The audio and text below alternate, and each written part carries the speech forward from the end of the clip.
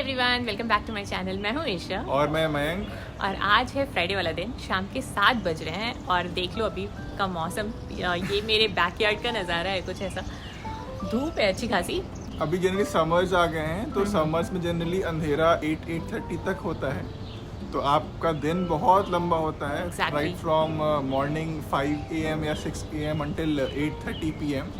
सुबह ही रहेगी उसके बाद फिर धीरे धीरे अंधेरा होना शुरू होगा। एनीवेज, ये आज का टॉपिक नहीं है हमारा टॉपिक आज का कुछ ऐसा है कि आज हम लोग फिर से वापस आ गए हैं, थोड़ी बहुत ज्ञान की बातें करते हैं। पहले के वीडियोस में हमने थोड़ा घूमा फिरा। अगर आपने मेरा फिलाडेल्फिया वाला व्लॉग नहीं देखा है तो आप जाके देखना, जस्ट अभी ख़त्म ही हुआ है तो फ्रेश है फ्रेश के साथ साथ हमारे खर्चे भी फ्रेश हैं। खर्चे से याद आया कि हम लोग चलो आज हम लोग थोड़ा एक्सपेंस पे बात करते हैं। यूएस में एक महीने में 2 लोगों का एक्सपेंस कितना आता है, हम आज उस बारे में बात करने वाले हैं। तो आई जस्ट होप कि आपको ये अच्छा लगे जान के कि यूएस में हमारा कितना खर्चा होता है। कमाते तो हैं डॉलर में, लेकिन खर्चा कैसे होता है। हाँ, और ये भी है कि अगर हम कमाते डॉलर्स में हैं तो खर्चे भी डॉलर्स में ही होते हैं। तो अब ऐसा तो हो नहीं सकता कि डॉलर में कमा के रुपीज़ में खर्चे करें, लेकिन ठीक है, मैं आपको पूरी डिटेल में बताने वाली हूँ कि क्या क्या खर्चे हैं। Let's go. तो हमारा जो पहला खर्चा है वो, और जो सबसे इम्पोर्टेंट खर्चा है वो है रेंट का खर्चा। तो यूएस में rent area to area vary करता है। अगर आप मेन सिटी में हो, जैसे अगर आप न्यूयॉर्क के आसपास हो, तो रेंट एवरेजली $2,000 to $4,000 के बीच होगा। वन बेडरूम का। अगर आप न्यूयॉर्क के में हो या उसके आसपास हो तो रेंट अराउंड 3,000, रेंट 4,000 या उसके आसपास होगा। अगर आप उस जितना दूर आओगे उतना रेंट कम होता रहेगा। लेकिन ये भी बहुत मेरे को लगता है पैंडेमिक के पहले की बात थी जब रेंट्स बहुत कम हुआ करते थे। अभी पिछले 6-7 महीने या फिर 1 साल पहले तो रेंट्स बहुत बूम हुआ है। हाँ। बहुत ज़्यादा बढ़ गया। जैसा बोलते थे एडिसन इन सब में रेंट्स पहले बहुत कम होते थे, अब वहाँ भी आपको 1 बेडरूम आराम से 2,000-2,500 में ही मिलेंगे, कम में नहीं मिलने वाले। तो हमारा रेंट का एवरेज खर्चा $2,000 से $4,000 के बीच है। तो आप एवरेजली $3,000 ले लो 1 BHK का। हाँ, अभी ये रेट्स चल रहे हैं। अगर आप अच्छी जगह रहना चाह रहे हो तो 3,000 हो गया आपको इंडियन रुपीज़ में। अगर मैं कन्वर्ट करूँ तो लगभग 2.5 लाख रुपीज़ के आसपास। और अगर आप शेयरिंग में रह रहे हो तो आपका क्रॉस कटिंग हो जाएगा, क्योंकि अगर आप एज अ स्टूडेंट आ रहे हो तो ऑब्वियसली आप 2-4 लोगों के साथ रहोगे तो आपका रेंट डिवाइड हो जाएगा, जैसे इंडिया में भी होता है। वो एक नॉर्मल कैलकुलेशन है। तो घर से लिंक एक खर्चा हमारा आता है यूटिलिटीज़ का। यूटिलिटीज़ टोटल 4 चीज़ें आती हैं। Number 1 electricity, number 2 gas, number 3 water bill and number 4 trash. कचरा फेंकने के लिए भी आपको पैसे देने पड़ते हैं। Exactly. तो इन चारों का एवरेज जो कॉस्ट आता है वो पर मंथ अराउंड $100 आता है। हाँ, डिपेंड्स। अगर आप ठंड में हो तो आप हीटर ज़्यादा चलाओगे, अगर आप गर्मी में हो तो यहाँ पे गर्मी तगड़ी पड़ती है तो आप एसी चलाओगे ही चलाओगे, तो उस टाइम पे आपका फ्लक्चुएट थोड़ा होगा, ऊपर नीचे आएगा, बट लगभग आपका $100 का एवरेज रहेगा। तो थर्ड जो मेजर खर्चा होता है वो होता है ग्रोसरीज का। खाओगे पियोगे क्या। तो अगर आप एवरेज देखते हो तो 2 लोगों का एवरेज पर मंथ का ग्रोसरी होता है बिटवीन $300 to $500 के बीच में आ जाते हैं। अगर आप 500 जाते हो तो आपको सफिशिएंट ग्रॉसरी मिल जाएगा। हर एक चीज़ उसमें आप हर एक चीज़ इंक्लूड कर सकते हो। घर का डिटर्जेंट हो गया, हाउस होल्ड की चीज़ें हो गई, आपका वेजिटेबल्स हो गए, फ्रूट्स हो गए, लिक्विड्स हो गए, नॉर्मल ग्रोसरीज के आइटम हो गए। हाँ। तो अगर आप ज़्यादा ड्राई फ्रूट्स या ज़्यादा फ्रूट्स कंज्यूम करते हो तो it will go slightly higher. अगर आप 300 to 500 आपका एवरेज ग्रोसरी का कॉस्ट रहेगा पर मंथ। वो भी अराउंड आपको 40,000 आप पकड़ के चलो। तो ग्रॉसरी के बाद वाला जो खर्चा आता है वो है लॉन्ड्री का। लॉन्ड्री का मैं इसलिए अलग से बोल रही हूँ क्योंकि यहाँ पे बहुत सारे घर ऐसे होते हैं जहाँ पे आपको इंडोर लॉन्ड्रीज नहीं मिलती हैं। आपको बाहर जाना पड़ता है लॉन्ड्री करने के लिए। हर जगह एक लॉन्ड्रोमैट करके एक शॉप होता है जहाँ पे आप जाके अपने कपड़े धो सकते हो, और उसका खर्चा कितना आता है वहाँ पे पर वॉश। अगर मशीन एक बार यूज़ करोगे तो उसके लिए आपको पर वॉश पे करना होता है। बट एवरेज जितने कपड़े हमारे इंडियंस होते हैं तो वो पर मंथ का अराउंड $50 to $70 उसका बिल आ जाता है कपड़े धोने का। क्योंकि हम लोगों के पास इन हाउस लॉन्ड्री है तो हम लोगों को बाहर जाने की ज़रूरत नहीं पड़ती। तो एग्जैक्ट अमाउंट नहीं पता, लेकिन अराउंड वही आता है। नेक्स्ट सबसे बड़ा जो खर्चा यूएस में आता है वो होता है इंश्योरेंस का। यहाँ मेडिकल बहुत बहुत महंगा है। तो जनरली हर इंसान इंश्योरेंस लेता है वो अगर आप टूरिस्ट वीज़ा पे आते हो तो भी आपको इंश्योरेंस चाहिए। तो अगर आप टूरिस्ट वीज़ा पे हो, आप एम्प्लॉयमेंट वीज़ा पे हो, आप स्टूडेंट वीज़ा पे हो, हर एक पर्सन अपना इंश्योरेंस लेता है। अपनी फैमिली इंश्योरेंस लेता है, वो उसकी स्पाउस हो, उनके बच्चे हो, उनके पेरेंट्स हो। तो ओवरऑल इंश्योरेंस का 2 लोगों का खर्चा लगभग अराउंड वो भी $500 के आसपास होता है। वो भी आपको 40-50 हज़ार डॉलर, सॉरी 40-50 हज़ार रुपये इंश्योरेंस का खर्चा है यहाँ पे 2 लोगों का। इंश्योरेंस मैंडेटरी, बिकॉज अगर आप इंश्योरेंस नहीं लेते हो उस पैसे को सेव करने के लिए, तो मेडिकल बिल्स बहुत बहुत ज़्यादा आते हैं, जो मैंने आपको पहले भी वीडियोस में बताए हुए हैं। तो इसीलिए एडवाइजेबल ये होता है कि आप हमेशा यूएस में एक अच्छा इंश्योरेंस ले लो। तो इसके बाद हमारा अगला खर्चा आता है इंटरनेट और फ़ोन बिल का। इंडिया की तरह यहाँ पे फ़ोन कनेक्शन सस्ते नहीं हैं, इसलिए यहाँ पे इंडिया की तरह लोग 2 या 4 सिम नहीं रखते हैं। एक रख ले वही बहुत है। बहुत है। यहाँ जनरली जो अच्छे नेटवर्क प्रोवाइडर्स हैं जैसे वेराइजन हो गया, वेराइजन है, AT&T है या टी मोबाइल है, इनके जो अच्छे फ़ोन प्लान है दैट इज़ बेसिक प्लान भी आपको मेरे को लगता है $50 का है, और अच्छा प्लान इज़ अबाउट $80। तो अगर आप यहाँ एक प्लस पॉइंट होता है, अगर आप ज़्यादा लाइंस लेते हो तो पर लाइन का कॉस्ट कम हो जाता है, बट जनरली पर लाइन इज़ अराउंड $70 to $80। तो हमारा अगला खर्चा आता है इंटरनेट का।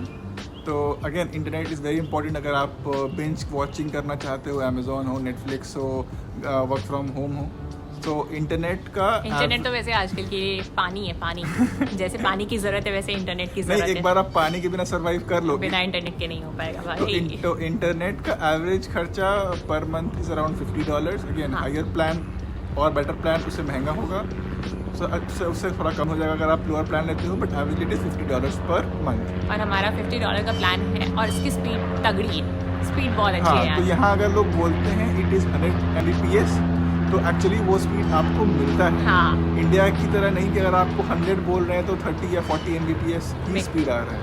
तो इसके बाद वाला जो खर्चा है वो खर्चा कुछ ऐसा है जिसको आप कुछ हद तक कंट्रोल कर सकते हो, बहुत ज़्यादा तो नहीं लेकिन कुछ लिमिट तक कंट्रोल कर सकते हो, क्योंकि वो जो खर्चा है वो है कार का खर्चा। तो अगर आपके एरिया में पब्लिक ट्रांसपोर्टेशन बहुत अच्छा है, जैसे मेट्रोज़ हैं या बसेज हैं, तो आप उस खर्चे को कट कर सकते हो और वहाँ पे रहोगे तो आपका कार का कॉस्टिंग नहीं आएगा। अगर आप उस एरिया में नहीं रहते हो तो आपके पास कार का एक्स्ट्रा कॉस्टिंग आएगा, है ही वो। अगेन कार का कॉस्ट इंक्लूड्स कार का EMI, कार का पार्किंग, कार का मेंटेनेंस और कार का इंश्योरेंस। ओवरऑल ये 4 चीज़ें मिलाकर रफली इट इज बिटवीन $1,000 नहीं, $700 से $1,000 के बीच में एवरेजली। तो वो कितना हो गया, अराउंड 70,000 to 1 लाख रुपीस रफली। इसके बाद जो हमारा खर्चा है वो खर्चा कुछ ज़्यादा ही बड़ा है और एक कांस्टेंट खर्च है वो, जिसको आप कंट्रोल नहीं कर सकते, ना कट कर सकते हो, कुछ भी नहीं कर सकते। बताओ। तो वो खर्चा है आपके टैक्सेस का। हाँ। तो यूएस में टोटल 3 तरह के टैक्सेस होते हैं। Number 1 is your federal tax, number 2 is your state tax, and number 3 is social security tax. In federal tax is around 18%, state tax state to state आपका वैरी करेगा, and social tax is around 5%। तो overall ये तीनों tax add होके रफली आपके salary का 30% ले जाते हैं। जिसका कुछ प्रोपोर्शन रिफंड में आएगा, बट मोस्टली ये टैक्स आपका रहेगा। तो ये हो जाता है हमारा टैक्स का खर्चा, जो निकलने के बाद आपकी सैलरी में क्या बचता है वो तो क्या ही बताऊँ मैं। खैर ये दुख यहाँ पे सब लोगों का है। एनीवेज उसके बाद का जो खर्च है वो है हमारा ट्रांसपोर्टेशन का। अगर आप यूएस आते हो ऑब्वियसली आप घर नहीं रहोगे, आप ऑफिस जाओगे या आप ट्रैवल करोगे। अगर आप कार नहीं ले रहे हो तो एवरेजली आपका पर मंथ अराउंड $200-300 के आसपास ट्रैवल कॉस्ट आएगा। अगर आप बहुत ट्रैवल नहीं करते हो तो अगर आप बहुत ज़्यादा ट्रैवल फ्रीक हो तो वो अकॉर्डिंगली ज़्यादा आएगा। यहाँ पे नॉर्मली ट्रांसपोर्टेशन अच्छा है, आपको बसेस हर जगह मिल जाएंगी, आपको पाथ स्टेशन हर जगह मिल जाए। तो बस का आपको यहाँ पे हमेशा बस या फिर पाथ जो भी है एक कांस्टेंट फेयर रहता है जो आपको पे करना है। आप चाहे बीच में कहीं पे भी उतरो या आप एंड स्टेशन तक जाओ। और वो बस का फेयर कितना है? बस का फेयर है $1.6 एक लाइन, में अराउंड 12 to 15 स्टॉप्स होते हैं। हाँ। And if you going like more than 1 line तो इट इज़ $3.2। पाथ का या मेट्रो का द रफली it is around $2.75 one trip. Again आप एक स्टॉप जाओ, 10 स्टॉप जाओ एक रूट में। हाँ। वो और ये पाथ वैसे तो नॉर्मली हमारा न्यू जर्सी में ही होता है। जनरल स्क्वायर तक ही है। हाँ, और न्यूयॉर्क में मेट्रोस को सबवेज कहते हैं। हाँ, वहाँ पे भी फेयर ऑलमोस्ट Same सेम ही है, है। $2.75 one trip. You go start to end, आप एक स्टॉप जाओ, सारे स्टॉप जाओ। अगर आप ट्रांसपोर्टेशन का खर्चा देख रहे हो तो वो आपका मंथली ऑलमोस्ट पड़ेगा 16,000 से 20,000 20,000 के के अराउंड। आसपास। उसके बाद का जो खर्चा है वो है आपके ग्रूमिंग का खर्चा, अगर आप मैन हो तो ऐसे ऑब्वियसली जनरली बन के तो रह नहीं सकते। तो जैसे obviously बहुत सारे लोग करते हैं ऐसा कि वो यहाँ पे आते हैं और तब तक वो कटिंग नहीं लेते हैं जब तक वो वापस इंडिया ना जाए, लेकिन ये बहुत मुश्किल है यार। तो एवरेजली यहाँ पे salon cost for man is $20 to $40 normal haircut के लिए। अगेन सेम प्राइसिंग है आपका शेविंग का या बेसिक मैन ग्रूमिंग का। फीमेल ऑब्वियसली थोड़ा महंगा है। फीमेल का अगर मैं आईब्रो का बताऊँ आपको तो वो $10, $15 ये रेट्स हैं। और अगर आप $10, $15 मतलब हो गया आपके 800-900। हाँ, 1,000-1,200 रुपये। और उसके बाद अगर आप वैक्स कटिंग ये सब कराते हो तो यहाँ पे वैक्सिंग बहुत कॉस्टली है, इसलिए बहुत ज़्यादा लोग उसको अवॉइड करते हैं। फिर भी अगर आप एक हाथ का वैक्स करते हो तो वो आपको अराउंड $50 पड़ेगा, और $50 हो गए लगभग 4,000 रुपीज़ सिर्फ हाथ का। तो वो बहुत कॉस्टली है, इसलिए लोग बहुत अवॉइड करते हैं। यहाँ पे सबके सब वैसे ही होते हैं तो इसमें कोई बड़ी बात नहीं है। अगर आप खुद से कर सकते हो तो खुद से कर लो, अदरवाइज पैसे देने हैं तो पैसे दो, कोई प्रॉब्लम नहीं है। नेक्स्ट पॉइंट तो वो है बाहर खाना। या बाहर खाना कभी कभी तो पड़ता ही है यार। बट जनरली यूएस में छोटी चीज़ें जैसे अगर आप पानी पूरी खाते हो या आप रोल्स खाते हो वो ज़्यादा महंगे हैं। प्रॉपर डिनर्स कंपैरेटिवली सस्ते हैं। तो अगर आप 2 लोगों का डिनर कॉस्ट देखते हो तो it will be around $30 to $50 averagely. तो फिर ओवरऑल यही होता है एक कपल का खर्च यूएस में, अगर आप यहाँ रह रहे हो तो अगर आप टैक्सेस और इंश्योरेंस को हटा देते हो तो आपका पर मंथ का living cost will be between $4,000 to $5,000। Again taxes ये हम लोग बात कर रहे हैं आपकी न्यूयॉर्क के न्यूयॉर्क पास या की, उसके आसपास के कैलिफोर्निया एरिया के पास की। लेकिन अगर आप कहीं और जैसे बॉस्टन हो गया और तो जैसे अगर आप मेन सिटीज में हो तो रेंट आपका लिविंग कॉस्ट उसके आसपास आएगा। इट्स जस्ट लाइक कि अगर आप बैंगलोर में हो तो आपका रेंट कितना ज़्यादा होगा आपको पता है, और अगर आप मैसूर में हो तो रेंट आपका कम होगा या लिविंग कॉस्ट कम होगा। तो हाँ। सेम स्टोरी यहाँ पे भी है। तो ओवरऑल आपका एक महीने में खर्चा हो जाता है 3.5 लाख 3.5 से 4.5 लाख रुपए जो सुनने में बहुत बड़ा लगता है। स्टूडेंट्स का अगर आप देखोगे तो मेरे को लगता है Student 1,000-2,000 और कम हो जाएगा। अगेन ये 2 लोगों का कॉस्ट है तो पर जितने- head cost is around 2,000 to 2,500। हाँ। अगर आप 4 लोग रहते हो तो कॉस्ट विल बी अराउंड 1,500 पर पर्सन। हाँ, तो ये है ओवरऑल खर्चा यूएस में रहने का। उसके बाद on the top of it अगर आप कोई ट्रिप मार लेते हो यूएस में वो 1,500 से 2,000 तो कहीं नहीं गया एवरेजली अगर आप कोई बड़ा ट्रिप मार रहे हो तो इसके बाद आप कैलकुलेट कर सकते हो कि आपकी सेविंग्स कितनी होती है और आपके खर्चे कितने हैं। इन सब चीज़ों पे आप एनालाइज करके फिर आप यूएस आने का सोच सकते हो, कंसिडर कर सकते हो इन सब खर्चों को। तो ये है हमारा ओवरऑल एक्सपेंस एक महीने का।